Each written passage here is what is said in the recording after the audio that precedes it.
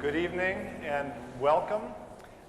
Sorry we're starting a few minutes late. I have a feeling some of the people who are trying to get in are struggling with parking. Our apologies for that. There's an event across the street at Oakwood which we didn't realize, and so again, apologies if you struggled to park. I'm Tim Westermeyer, one of the pastors here at St. Philip the Deacon Lutheran Church, on behalf of St. Philip the Deacon and Mount Olivet Lutheran Church of Plymouth, who jointly present the Faith and Life Lecture Series as a community service. It's my privilege and pleasure to welcome you here tonight. It's good to have you all here at the beginning of our 6th annual season, which is hard for me to believe. A word about the flow for the evening.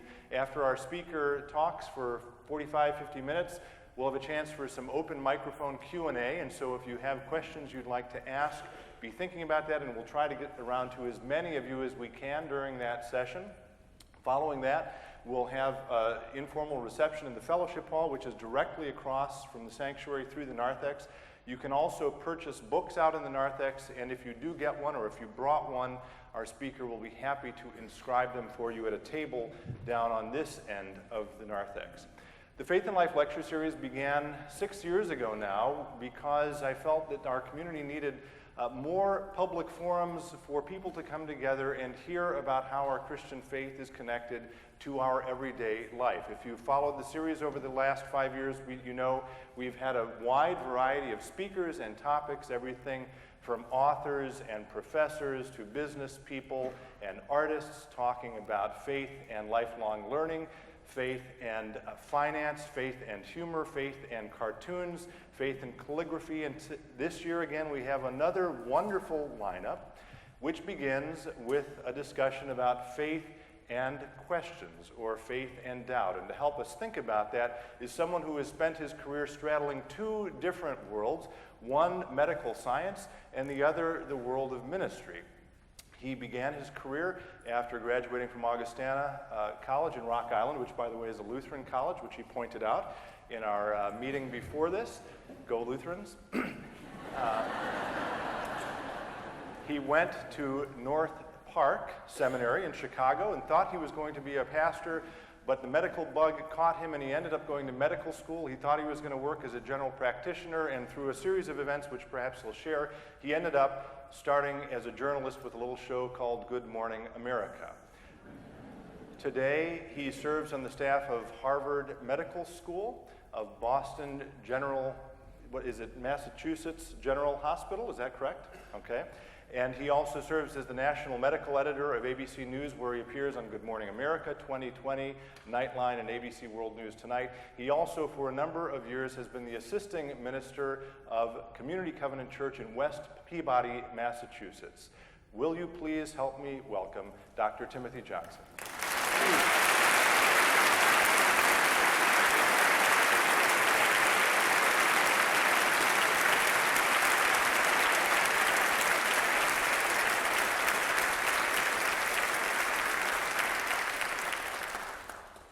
Thank you very much, Tim. It always sounds strange to call somebody Tim, doesn't it? I am indeed happy to be back among Lutherans for many reasons. I'm a graduate of Augustana. Our denomination, the Evangelical Covenant Church, was a renegade breakaway during the 19th century from the state Lutheran Church and got transplanted over here in the migrations of that century.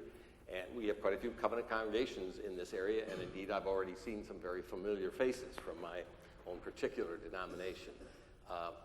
I'm going to introduce a lady here tonight, and she is going to kill me for this. I mean, no doubt about it. But I just bumped into a woman that has meant a lot in my life, and her late husband, and I'm going to tell you the story very briefly. In 1968, between my junior and senior year in medical school, my wife, who's a nurse, and I went on a fellowship to work in a small hospital in Indonesia, up in the mountains of northern Indonesia, in a little village called Tomahan. And in order to do that, we had to arrange a sponsorship, and I arranged a sponsorship through a covenant medical missionary named Dr. Phil Anderson. People in this area, many will know of him. And Phil picked us up at the airport in Manado and drove us up into the hills to the village where we were going to spend the next 4 months. And on the way up, he said to Nancy and I have a little boy all picked out for you. And I thought, what's he talking about? But as it turned out, there was a little boy, an 18-month-old boy who had been abandoned there at the hospital before we arrived. And one night, I took him with us to a little birthday party for one of the Indonesian nurses. My wife had not met him, but I'd gotten to know him in the hospital. And we took him after the party to our house to give him a bath and clean him up a little bit. And then we said, well, let's keep him overnight, bring him back in the morning. And in the morning, I'm getting a little emotional. He stayed with us. And he's now 41, lives 3 blocks from us with his wife and 2 grandchildren. So Irene Anderson, will you stand up? Where are you?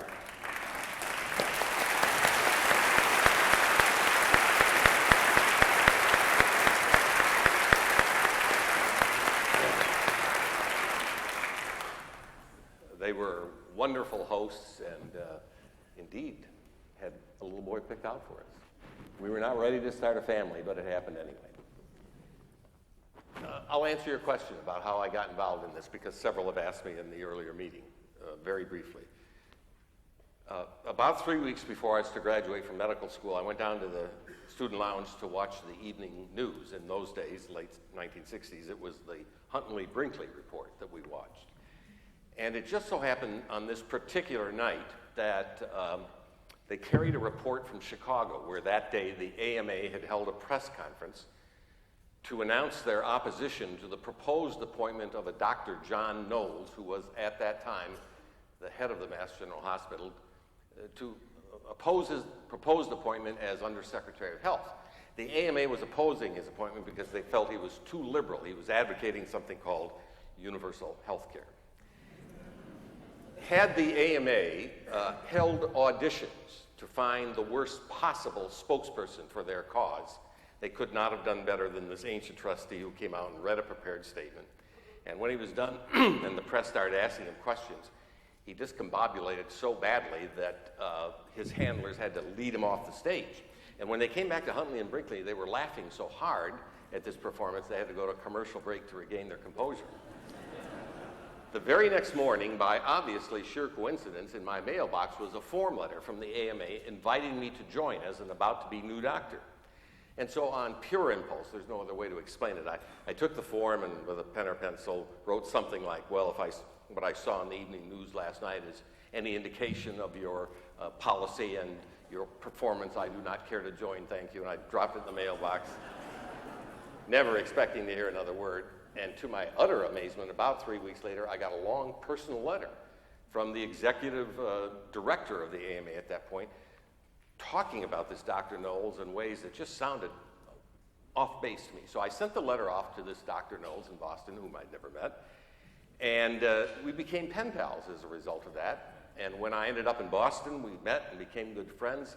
And it just happened that he was part of a group in Boston, mostly Harvard people, that took over the license to operate the ABC station in 1972.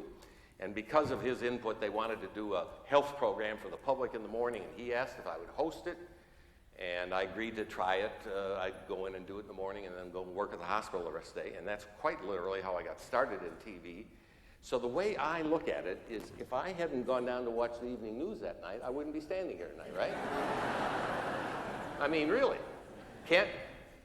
Everyone here can look back on their life, can't you, and think of a decision you made at the time you had no idea it was going to change your life or send you in a different direction or put you on a path that leads to tonight. It's something we can all look back on. In my case, it was a fairly dramatic decision. Had no idea at the time, of course. I just signed this little letter and sent it off. Well, I've been privileged to work in a wonderful place, ABC News, all these years. Has given me enormous professional freedom. And I've also been privileged to be a person of faith in a secular setting. And when I say that, I mean that for me, the ability to think through my faith is something that I really am grateful for. The setting in which I've been, in a secular setting, first in medicine and then in media, has always, I think, given me the stimulation to think about my beliefs more than I might have otherwise.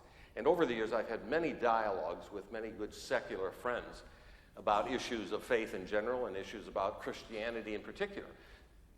Everybody knows that I'm an ordained minister, that I'm a person of faith, and so that has led to the opportunity to have so many of these dialogues over the years. And a few years ago, I decided to sit down and write out the answers to some of the questions that I would get continuously and frequently. And that's literally how this book came about. It was my attempt to take some time and think through the answers to the questions that would keep coming up in these dialogues that I was able to have. And so this is my attempt to tell a little about my own pilgrimage of faith, and I'm going to share just obviously small parts of it with you tonight in the hope, as I had in writing the book, that it will stimulate you to think about your questions and your pilgrimage of faith. My mind has always worked to first of all wrestle with the question, does God exist? It's a good place to begin, because if you can't answer that question somewhat affirmatively, why bother with anything about religion? If you don't believe there's a God, there's not much sense in thinking about religion per se, any religion. But if you can come to the conclusion that it's at least not unreasonable to think there is a creator God, then you start thinking more about what is this God like? And for Christians, the answer has always been, well, God is sort of like Jesus. Jesus tells us something, at least, that we can understand about what God might be like. So that's very helpful. But even then, if you end up with that belief and that information, the ultimate question has to be, what difference does it make in my life? There's not much sense in saying you believe something unless it really does affect the way you live and the decisions you make. And so that's the third part of this book. So I'm going to just go through those three parts in very shortened fashion, obviously. So the first question, does God exist? What we're really asking in a secular way is the universe an accident? Is it more likely that this universe happened by pure chance and accident versus some kind of intelligence or design, to use a popular current word? That's a really interesting question when you start digging into the findings of modern science, especially modern physics and cosmology. I happen to enjoy reading that stuff, even though, I confess, I do not understand most of it, or no more than half of it probably. But for me, it's sort of like reading poetry, as bizarre as that may sound, because the findings of modern physics and cosmology in particular are so fantastical that really you couldn't make it up if you tried. And you all know about the story of modern physics and cosmology and the Big Bang. And when you start looking at the material that modern physicists describe, it's quite stunning, because it would appear, looking at physics at least, that the Big Bang was something that was meant to be, that the fine-tuning, the cosmic coincidences, as we sometimes call them, that had to exist in order for that to really work are really remarkable. And I go through a lot of that in the book at one point. Somebody told me in the room before that was a bit of tough sledding for her to read that part, and I agree, it is a bit of tough sledding. But I find it fascinating, and I try to share it in that way. So, for example, one of many examples, physicists have determined that if the explosive force of the Big Bang had been off by as little as 1 part in 10 to the minus 59, that means you go point and then 59 zeros and a 1. That's so infinitesimal that it's incomprehensible to our minds. But they say that if the explosive force had been too much or too little by just that small amount, the Big Bang would have resulted in a disaster. A little bit off too much and it would have exploded and flown apart. Too little, it would have collapsed back on itself. Turns out the explosive force was, as some religious people like to say, just right. Another physicist, once tried to estimate that the accuracy of that kind of explosive force is about the same as firing a bullet across the known universe 20 billion light years across and hitting a 1-inch target on the other side. I don't think you can prove that, but what he was trying to say is it's, again, incomprehensible. So these kinds of fine-tunings, cosmic coincidences, forces that were just right at the time, have led many agnostic, religiously speaking, physicists to say that's too much to be just pure chance or coincidence.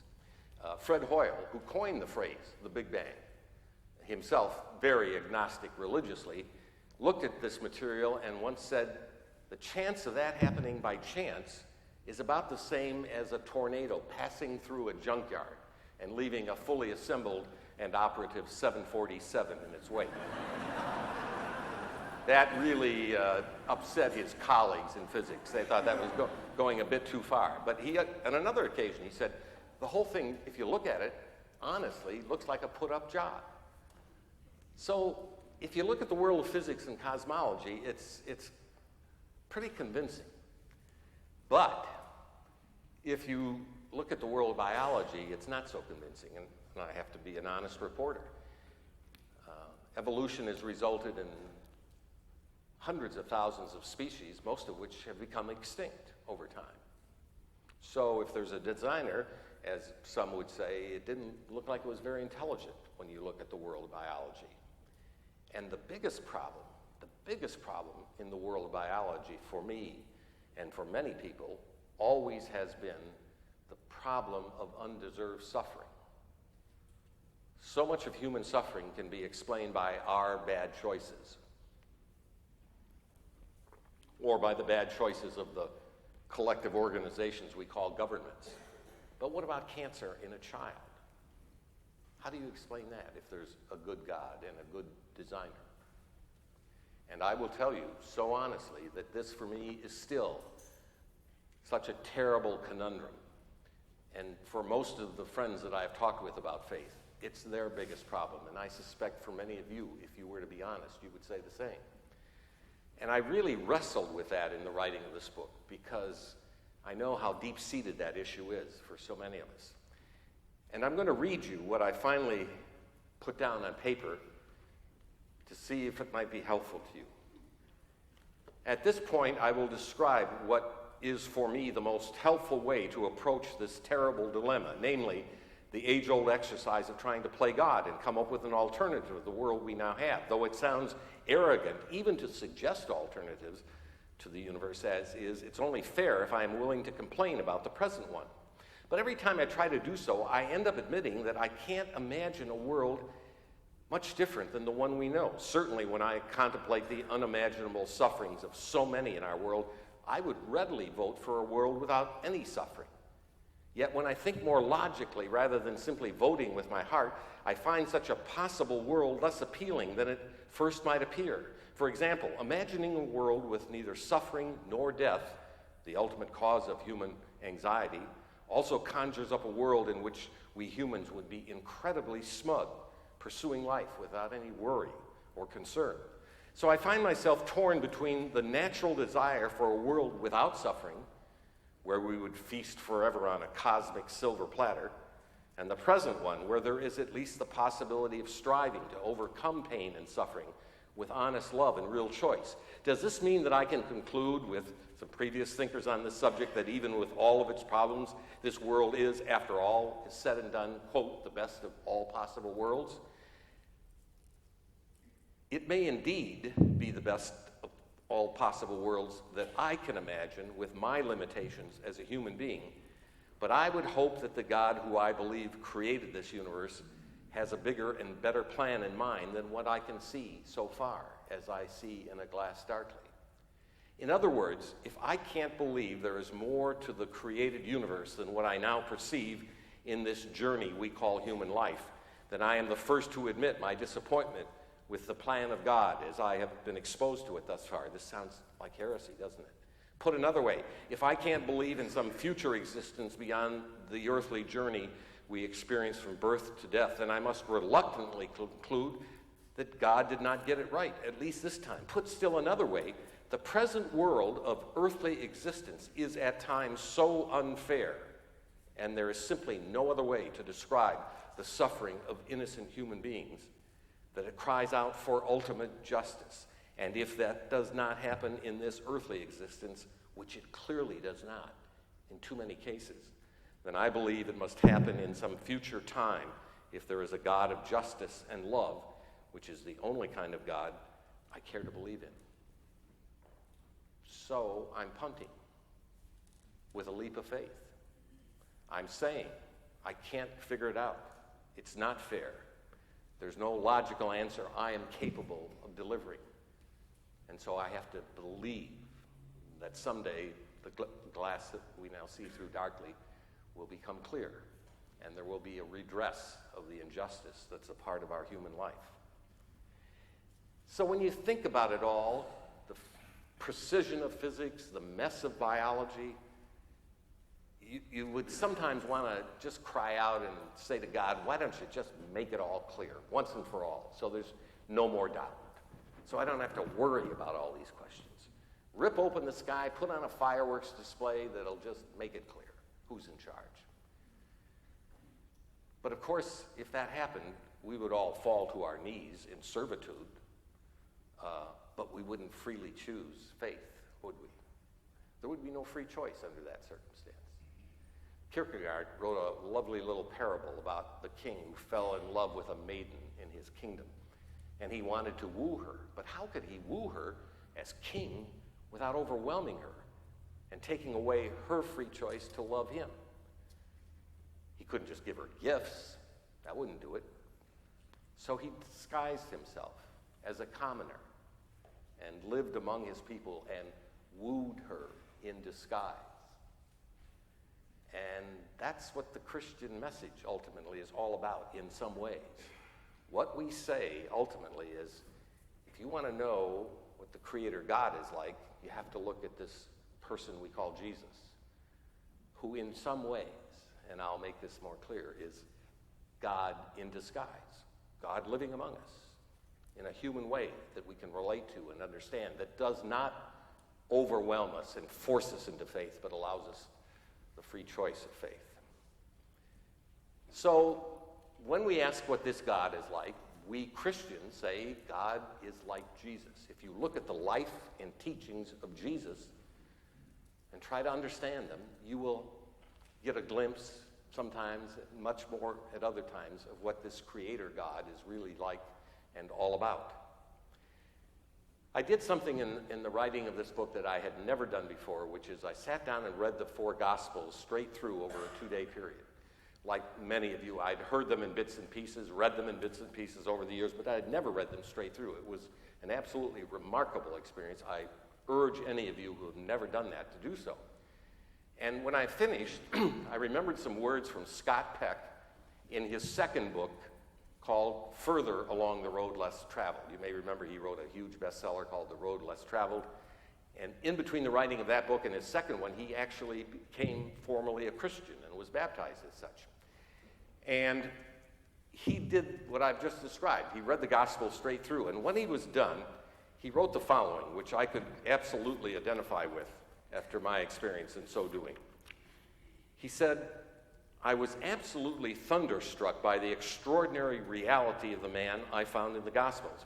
I discovered a man so incredibly real that no one could have made him up. It occurred to me then that if the Gospel writers had been into PR and embellishment, as I had assumed, they would have created the kind of Jesus 3/4 of Christians still seem to be trying to create, portrayed with a sweet, unending smile on his face, patting little children on the head, just strolling the earth with this unflappable, unshakable equanimity. But the Jesus of the Gospels, who some suggest is the best-kept secret of Christianity, did not have much peace of mind, as we ordinarily think of peace of mind in the world's terms. And insofar as we can be his followers, perhaps we won't either. It is as if most Christians haven't read the Gospels, and most Christian clergy are not even able to preach the real truth of the Gospels, because if they did, their congregations would flee out the door.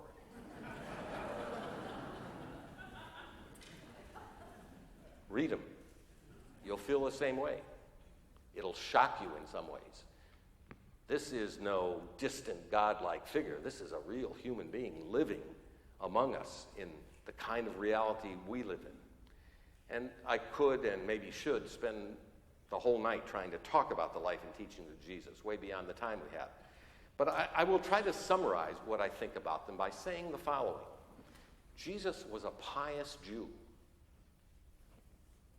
who took his inherited religion that emphasized purity and holiness, all of the laws of the Old Testament, and built upon that foundation and transformed that foundation into, if I may use this phrase, a religion of love and mercy.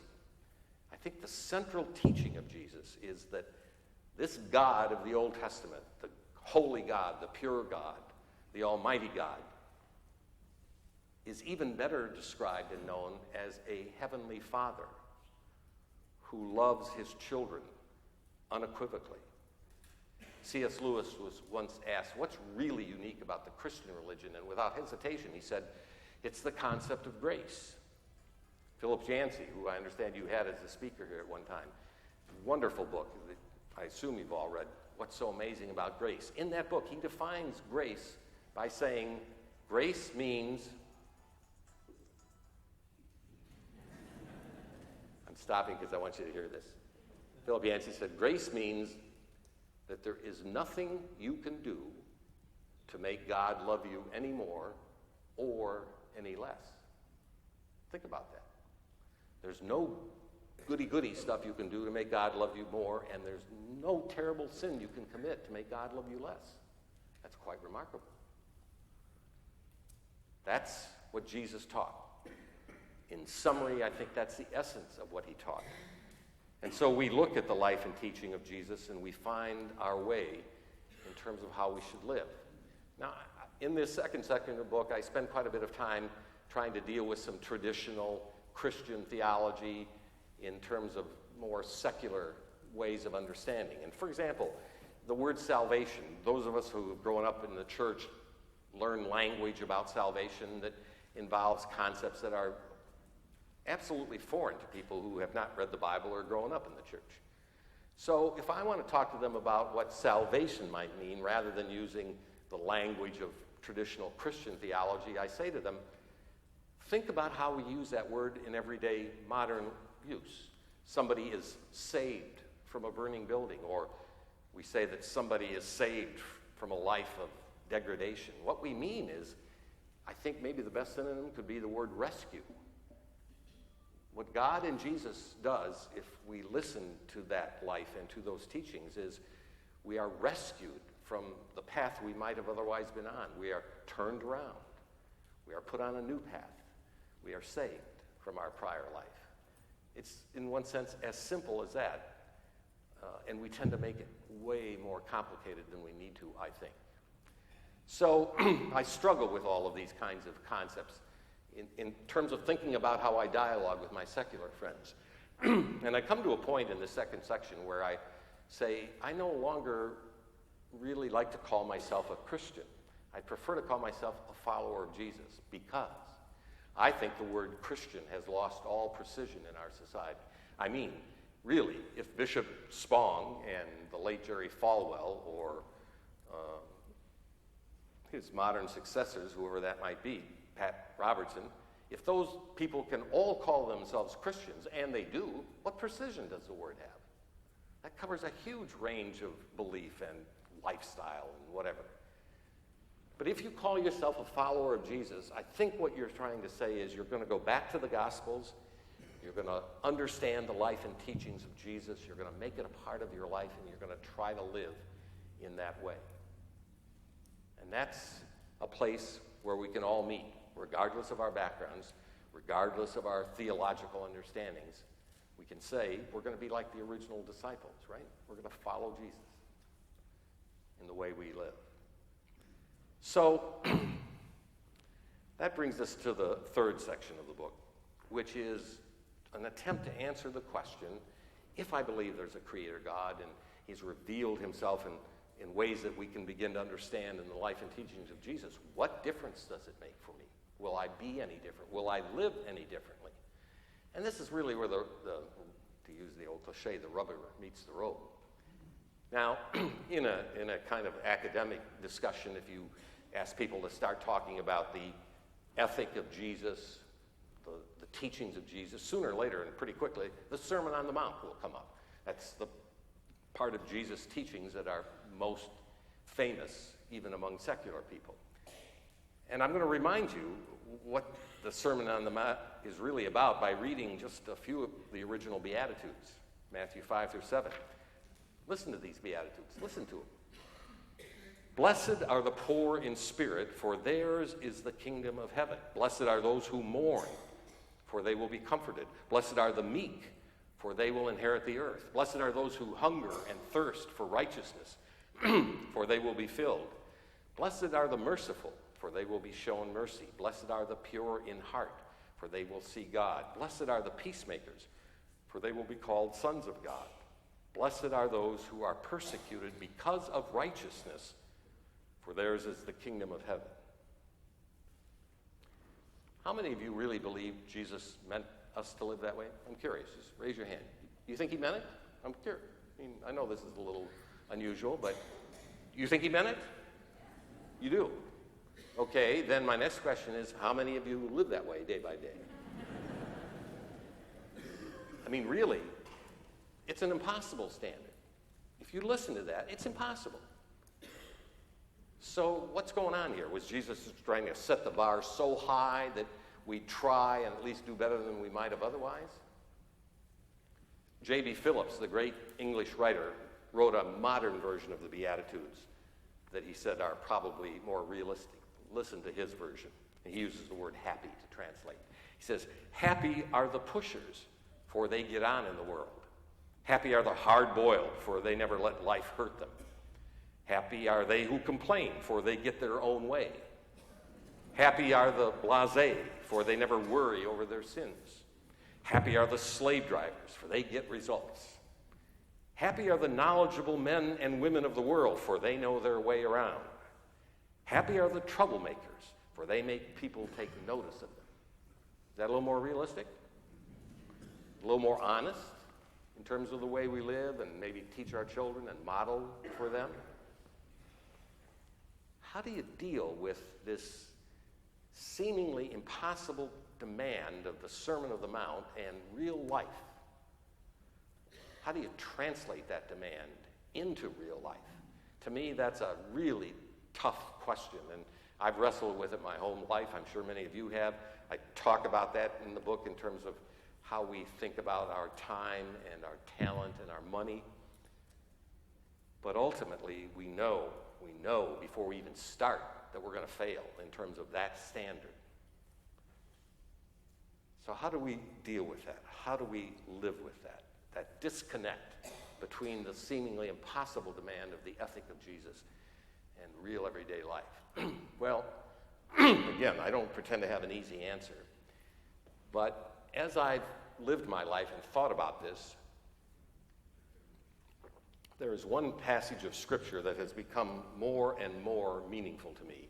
And when I use the word meaningful, I'm not using it in a glib way. I mean, it is a passage that, on the one hand, I find somewhat comforting, and a passage, on the other hand, that I find absolutely terrifying. And I'm referring to the parable of final judgment as recorded in Matthew 25. And I begin the last chapter of the book by quoting that parable, and I want to read it again for you now, the first part of it. And I want you to listen to this. You've heard it before, most of you many times, but I want you to listen to this with the following question in mind. If you were going to sort of design the final exam on Judgment Day, what would you put in it? What kind of questions do you think we should be asked about how we've lived? And then think about what Jesus says about what final judgment is going to be like. When the Son of Man comes as king and all the angels with him, he will sit on his royal throne, and the people of all the nations will be gathered before him. Then he will divide them into two groups, just as a shepherd separates the sheep from the goats. He will put the righteous people at his right and the others at his left. Then the king will say to the people on his right, "Come, you that are blessed by my Father, come and possess the kingdom, which has been prepared for you ever since the creation of the world. I was hungry, and you fed me, thirsty, and you gave me a drink. I was a stranger, and you received me in your homes, naked, and you clothed me. I was sick, and you took care of me, in prison, and you visited me." The righteous will then answer him, "When, Lord, did we ever see you hungry and feed you, or thirsty and give you a drink? When did we ever see you a stranger and welcome you in our homes, or naked and clothe you? When did we ever see you sick or in prison and visit you?" And the king will reply, "I tell you, whenever you did this for one of the least important of these brothers of mine, you did it for me." Notice what is not in Jesus' version of the final exam.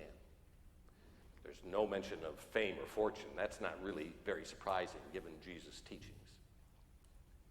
But there's no mention of correct thinking.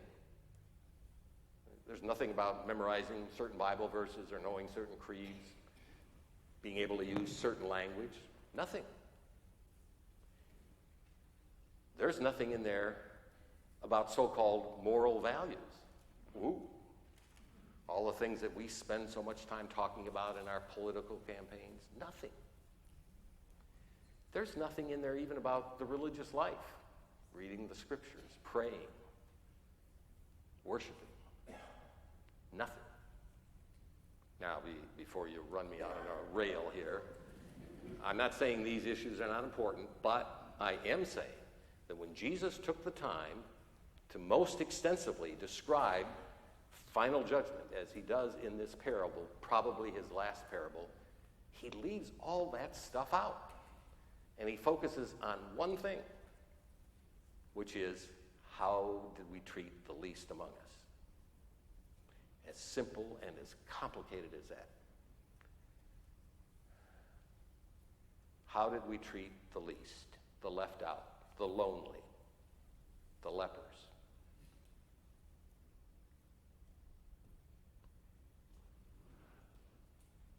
I'm going to tell you a little about my daughter.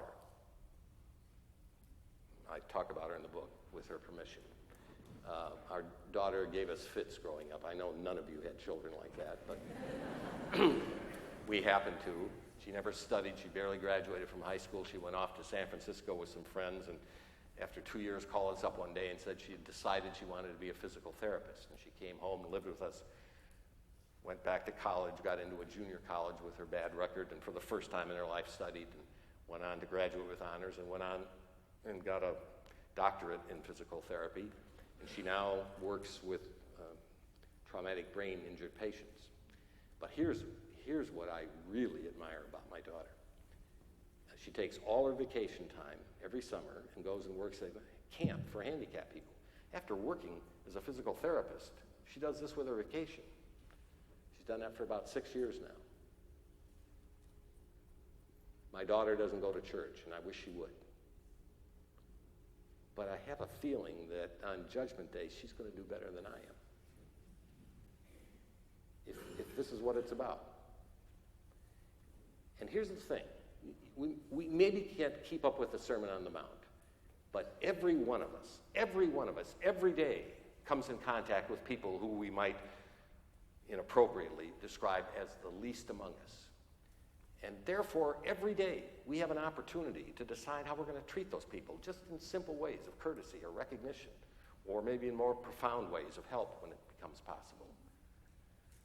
Now, for me, the discipline turns into something that I'm able to do because of my position. I get calls and emails all the time from friends and friends of friends who have medical problems, desperate medical problems very often. And I have made it a commitment to try to answer those requests. Not because I'm a goody-goody, but because I just think this parable requires it of me. That's the ability I happen to have, the knowledge I happen to have. So that's what I do. I discipline myself. I say this is my ministry, even when I don't feel like it, and that's quite often, to be honest. All of us have the ability, out of our skills, out of our well of faith, to do something for the least among us, whoever they happen to be. And that's, I think, how ultimately we can find the face of God. Amen.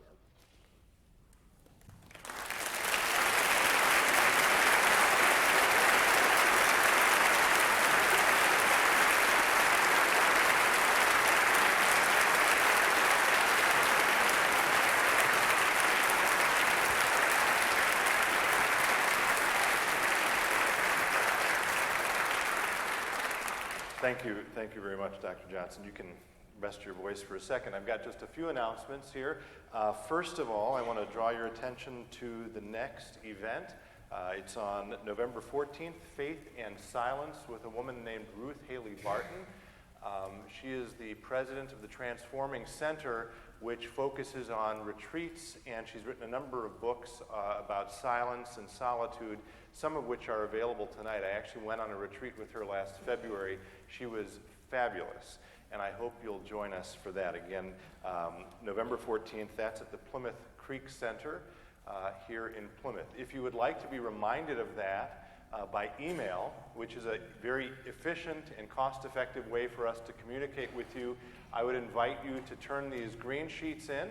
You can also note your thoughts about tonight's talk or ideas for future talks on this green sheet. The email form is at the very bottom. You don't have to give us your name, but if you give us your email, we'll send out periodic reminders. I promise we won't fill your inbox every week.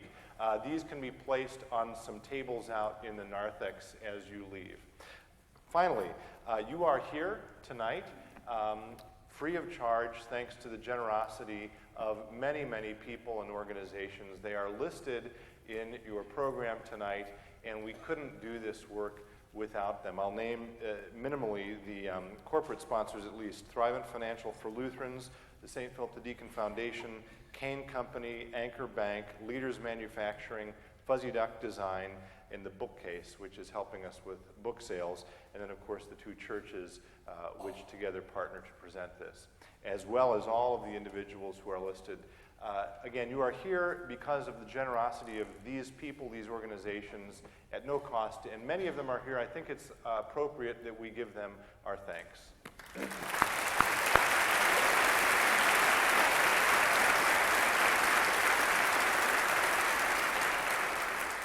Okay, we're going to take a few minutes now for any questions you might have. John here has got one microphone, and I'll walk around with mine, and we'll try to get as many in as we can. Good evening. Thank you for coming. I'm of the Baptist persuasion, and my sister married a covenant minister, whom you know, but we'll talk about that later. But anyway, growing up in the Baptist church, and I think to some degree in the covenant, we have tended to give God human characteristics. We keep talking about he and him and so on. And I think we run into problems then because God doesn't act like we think he should. And I think that's one of the problems that a lot of us are struggling with, particularly in the area of disasters and sickness and so on. And then as a follow-up on that, what happens then is that we begin to believe our interpretations of Scripture, whether it be Baptist, Lutheran, or wherever seminary. We begin to believe our interpretations rather than what Jesus actually said. And I think you kind of alluded to that tonight, that can be a problem for a lot of us. Thank you. This is still working? Okay. I think it was William Sloane Coffin who once said that many people use the scriptures like a drunk uses a light post for support rather than illumination.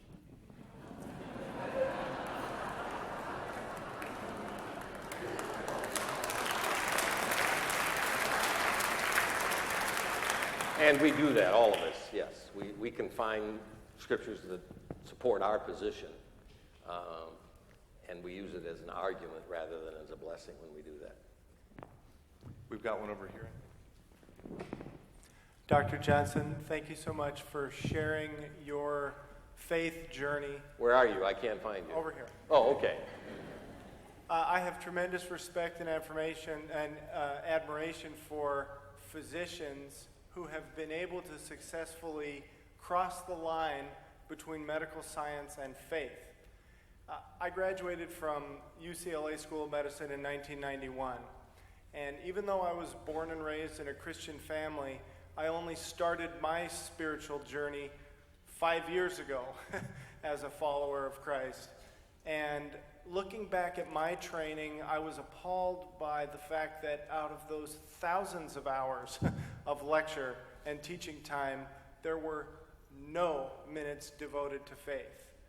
Have any of our great country's medical schools been able to cross the line as you have and merge those two important things together the way they should be? And what was the last part of your question, the very last part?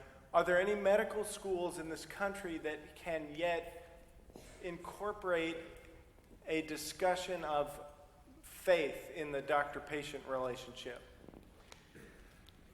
The honest answer is I can't tell you for sure.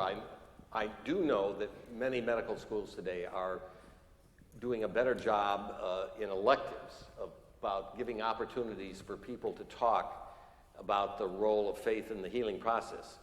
That is to say, not to talk about any formal religious belief per se, but to learn how to respect a patient's desire to talk about their own faith or be ministered to by their own faith.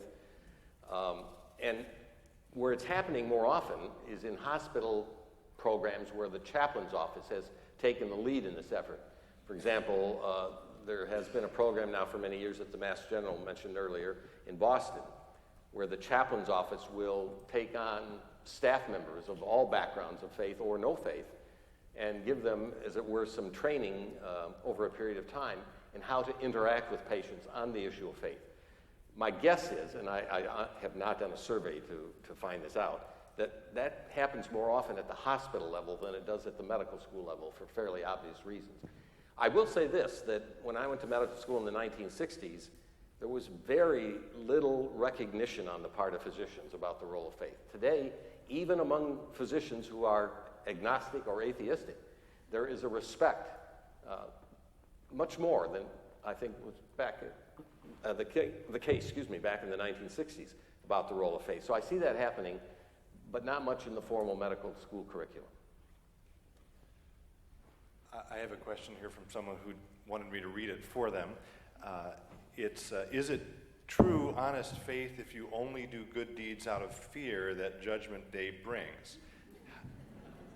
How do we switch from selfish good deeds to giving and being generous from our hearts instead of doing good deeds out of fear? Great question. A little fear isn't all bad.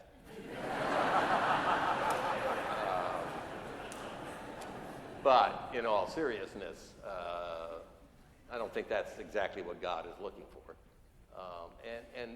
I think it's very hard for us to intuit ourselves sometimes the motivations for what we do.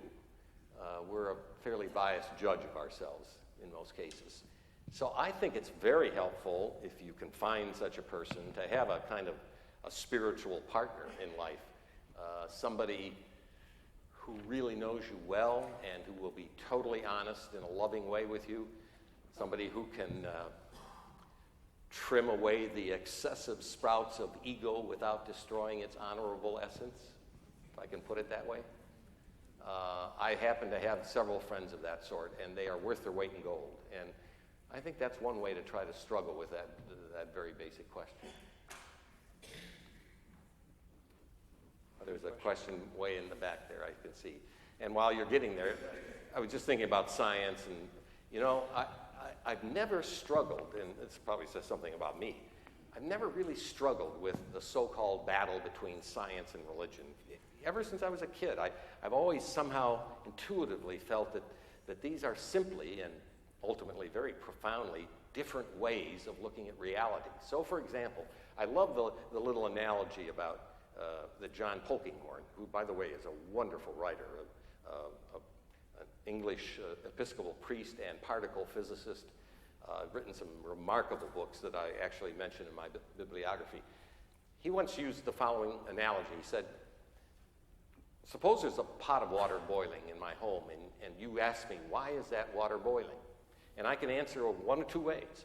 I can say, well, the water is boiling because the heat underneath has stirred up the water molecules and they're racing around and they're producing turbulence that leads to a boil.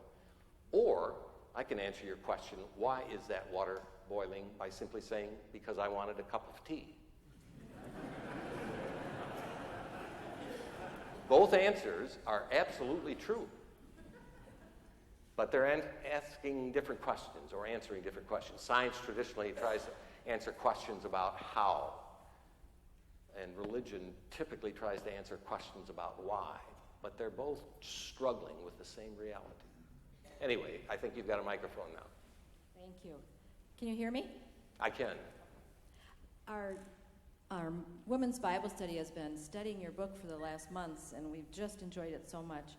And at the end, you talk about how you're changing your life, and you were inspired by Dr. Schweitzer and some other things. And I'm just wondering, after getting to the end, what did happen? Yeah, it's a very fair question, and I'm a bit embarrassed to say that nothing terribly dramatic yet. And I really have struggled with this, and there are a few people in this audience tonight who know how much I have struggled with it. But when I came to the end of that period that I was alluding to, that was about a year ago now, when my contract ran out, I decided to stay on, as I keep saying, one more year because I have become so passionate about the issue of health care reform. I could talk for hours about health care. So don't ask me any questions about it. You'll get me going. But ABC News has made a deep commitment to covering this issue, and we were going to cover it intensively during the election, but it's fallen a bit off the map for other reasons, obviously, for the moment. But we intend to really take a hard look at that during the next year, the first year of the new administration, whoever it is. And so I've sort of rationalized, and maybe that's what it is. You can judge if you want.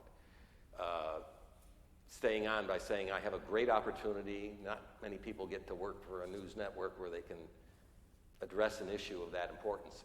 So I'm going to do at least one more year, and then we'll see what happens. In the meantime, I have cut back somewhat on my schedule. Supposedly 3 days a week doesn't always work out.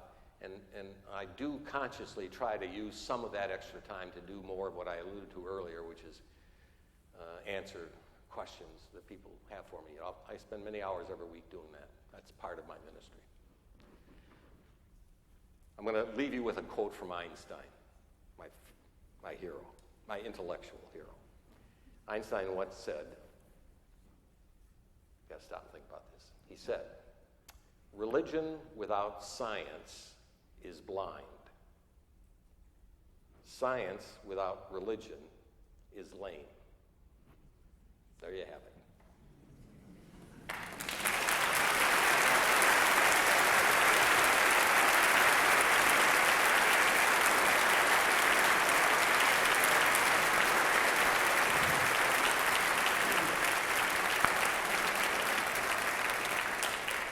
Before you all head out, although some of you really want to see the Twins game, I know. Thank you so much for being with us. We give each of our speakers a little token of appreciation, which I'd like to give you now. It's a piece of granite with the Faith and Life logo, and it says simply, "With thanks to Dr. Timothy Johnson for bringing faith to life," and we do thank you indeed very much.